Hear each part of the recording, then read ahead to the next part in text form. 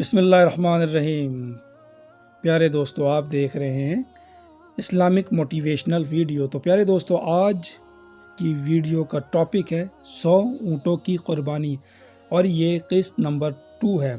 جنہوں نے قسط نمبر 1 نہیں دیکھا ان سے گزارش ہے کہ وہ جا کر میرے چینل پر دیکھ لیں، تب ہی اس واقعہ کی آگے سمجھ آئے گی۔ تو پیارے دوستو، چلتے ہیں آج کے واقعے کی طرف۔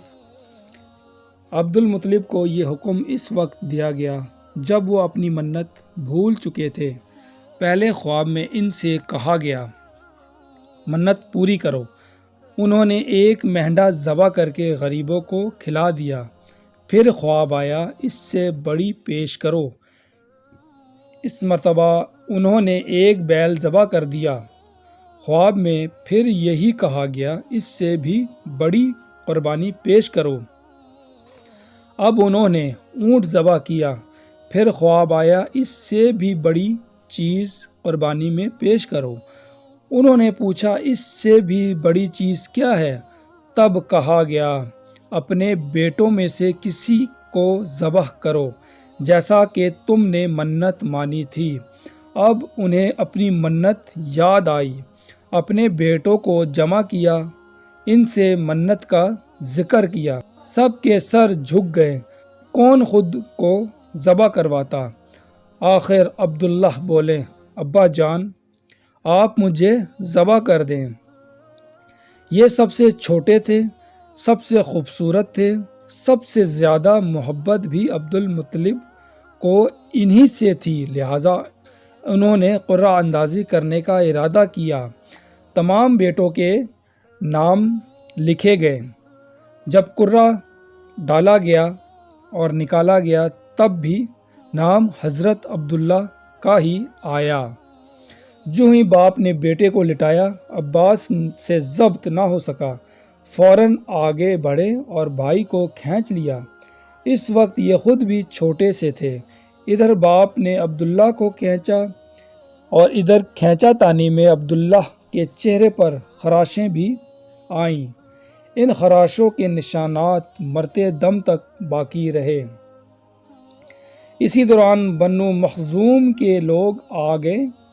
انہوں نے کہا، آپ اس طرح بیٹے کو ذبح نہ کریں، اس کی ماں کی زندگی خراب ہو جائے گی۔ اپنے رب کو راضی کرنے کے لیے بیٹے کا فدیہ دے دیں۔ اب یہ سوال تھا کہ فدیہ کیا دیا جائے، اس کی ترکیب کیا بنائی جائے؟ تو ان کی ترکیب یہ بنائی گئی کہ کاغذ کے ایک ٹکڑے پر 10 اونٹ لکھے جائیں، دوسرے پر عبداللہ کا نام لکھا جائے۔ اگر 10 اونٹ والی پرچی نکلے تو 10 اونٹ قربان کر دیے جائے، اگرچہ عبداللہ والی پرچی نکلے تو 10 اونٹ کا اضافہ کر دیا جائے۔ پھر 20 اونٹ والی پرچی اور عبداللہ والی پرچی ڈالی جائے۔ اب اگر 20 اونٹ والی پرچی نکلے تو 20 اونٹ قربان کر دیے جائیں، ورنہ 10 اونٹ اور بڑھا دیے جائے۔ اس طرح 10-10 کر کے اونٹ بڑھتے جائیں۔ عبد المطلب نے ایسا ہی کیا، 10-10 اونٹ بڑھاتے چلے گئے۔ ہر بار عبداللہ کا نام نکلتا چلا گیا، یہاں تک اونٹوں کی تعداد 100 تک پہنچ گئی۔ تب کہیں جا کر اونٹوں والی پرچی نکلی۔ اس طرح ان کی جان کے بدلے 100 اونٹ قربان کیے گئے۔ عبد المطلب کو اب پورا اطمینان ہو گیا کہ اللہ تعالیٰ نے عبداللہ کے بدلے 100 اونٹوں کی قربانی منظور کر لی ہے۔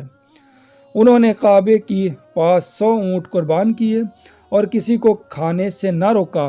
سب انسانوں، جانوروں اور پرندوں نے ان کو کھایا۔ امام ظہری کہتے ہیں کہ عبد المطلب پہلے آدمی ہیں جنہوں نے آدمی کی جان کی قیمت 100 اونٹ دینے کا طریقہ شروع کیا۔ اس سے پہلے 10 اونٹ دیے جاتے تھے۔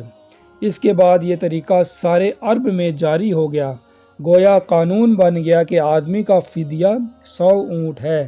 نبی کریم صلی اللہ علیہ وآلہ وسلم کے سامنے جب یہ ذکر آیا تو آپ نے اس فدیے کی تصدیق فرمائی، یعنی فرمایا کہ یہ درست ہے، اور اسی بنیاد پر نبی کریم صلی اللہ علیہ وآلہ وسلم فرماتے ہیں، میں 2 یعنی حضرت اسماعیل علیہ السلام اور حضرت عبداللہ کی اولاد ہوں۔ حضرت عبداللہ قریش میں سب سے زیادہ حسین تھے، ان کا چہرہ روشن ستارے کی مانند تھا۔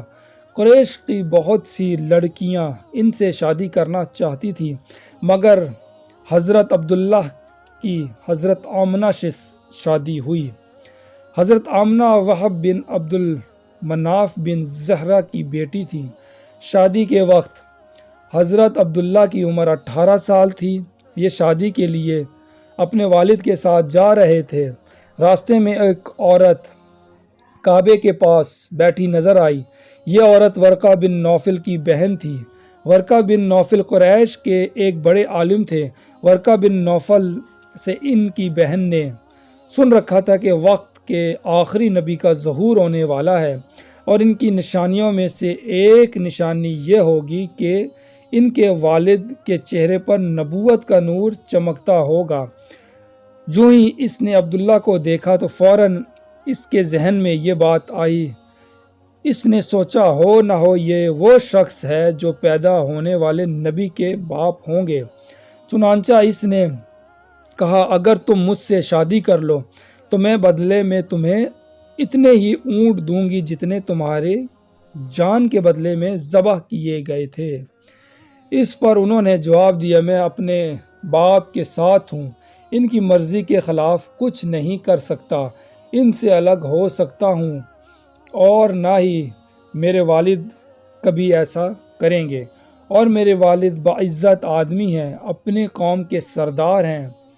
بہرحال ان کی شادی حضرت آمنہ سے ہو گئی۔ آپ قریش کی عورتوں میں نسب اور مقام کے اعتبار سے افضل تھیں۔ حضرت آمنہ حضرت عبداللہ کے گھر آ گئیں۔ آپ فرماتی ہیں، جب میں ماں بننے والی ہوئی تو میرے پاس ایک شخص آیا، یعنی ایک فرشتہ انسانی شکل میں آیا۔ اس وقت میں جاگنے اور سونے کے درمیانی حالت میں تھی۔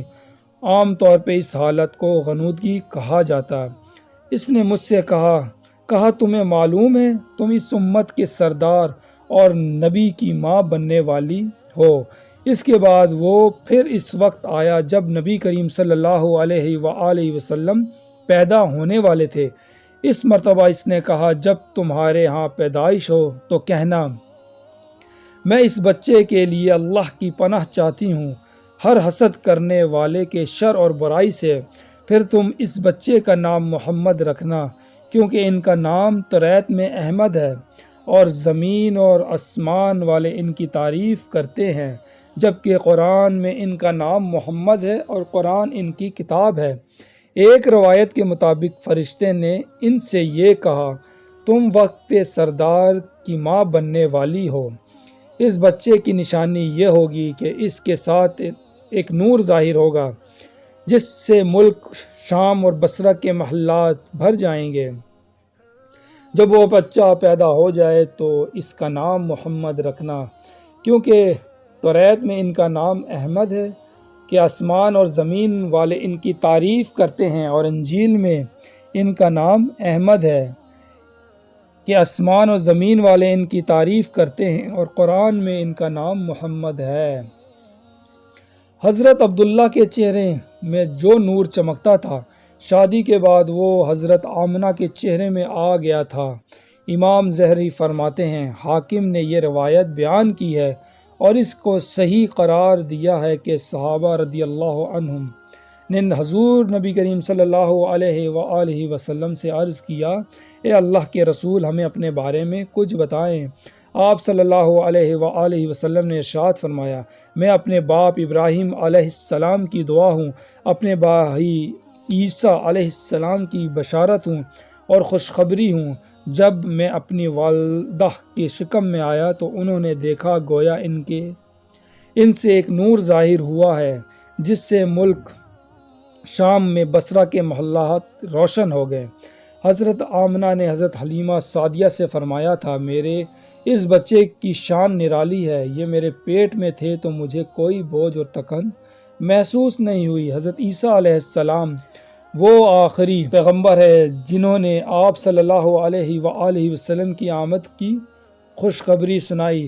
اس بشارت کا ذکر قرآن میں بھی سورہ صف میں اللہ تعالیٰ فرماتے ہیں، اور اسی طرح وہ وقت بھی قابل ذکر ہے، جبکہ عیسیٰ ابن مریم علیہ السلام نے فرمایا کہ اے بنی اسرائیل، میں تمہارے پاس اللہ کا بھیجا ہوا آیا ہوں کہ مجھ سے پہلے توریت آ چکی ہے، میں اس کی تصدیق کرنے والا ہوں، اور میرے بعد جو ایک رسول آنے والا ہے، ان کا نام مبارک احمد ہوگا، میں ان کی بشارت دینے والا ہوں۔ اب چونکہ حضرت عیسیٰ علیہ السلام یہ بشارت سنا چکے تھے، اس لیے ہر دور کے لوگ آپ صلی اللہ علیہ وآلہ وسلم کی آمد کا بے چینی سے انتظار کر رہے تھے۔ ادھر آپ کی پیدائش سے پہلے ہی حضرت عبداللہ انتقال کر گئے۔ سابقہ کتب میں آپ کی نبوت کی ایک علامت یہ بھی بتائی گئی کہ آپ کے والد کا انتقال آپ کی ولادت سے پہلے ہو جائے گا۔ حضرت عبداللہ ایک تجارتی قافلے کے ساتھ تجارت کے لیے گئے تھے، اس دوران بیمار ہو گئے اور کمزور ہو کر واپس لوٹے۔ قافلہ مدینہ منورہ سے گزرا تو حضرت عبداللہ اپنی ننیال یعنی بنو نجار کے ہاں ٹھہرے۔ ان کی والدہ بنو نجار سے تھیں، 1 ماہ تک بیمار رہے اور انتقال کر گئے، انہیں یہیں دفن کر دیا گیا۔ تجارتی قافلہ جب حضرت عبداللہ کے بغیر مکہ مکرمہ پہنچا اور عبد المطلب کو پتہ چلا کہ ان کے بیٹے عبداللہ بیمار ہو گئے اور مدینہ منورہ میں اپنے ننیال میں ہیں، تو انہیں لانے کے لیے عبد المطلب نے اپنے بیٹے زبیر کو بھیجا۔ جب وہ وہاں پہنچے تو عبداللہ کا انتقال ہو چکا تھا، مطلب یہ کہ آپ صلی اللہ علیہ وآلہ وسلم اس دنیا میں اپنے والد کی وفات کے چند ماہ بعد تشریف لائے۔